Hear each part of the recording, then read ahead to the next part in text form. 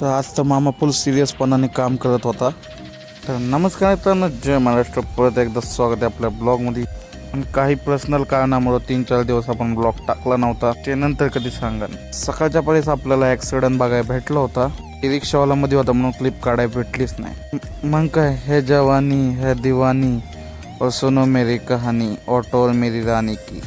3 मजली पार्किंग असलेल्या ह्या बिल्डिंग खाली मस्तपैकी स्लॅब खाली थंडी हवा खात होतो उन्हात अनात. मग हवा खाऊन झाल्यावर पोचलो आपण डायरेक्ट काळेवाडीला. आणि तुम्ही नंतर बघू शकता कशा प्रकारे गॅस नसल्यामुळं वडापाव चुलीवर बनतोय, इलेक्ट्रॉनिक चूल. मग शिवाळ चौकात धाराधारी चालू होती.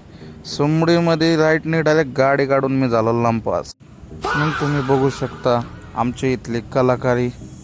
रस्सीच्या भरोश्यावर ही माणसं कशी बांधतात पोते यांचं यांनाच माहिती. मग छोट्या मोठ्या ट्रिपा मारून आपण गेलो डीमार्टला. सामान भरायला नाही, भाडे मारायला तिथं. मग तिथं आपण मारले 2 भाडे.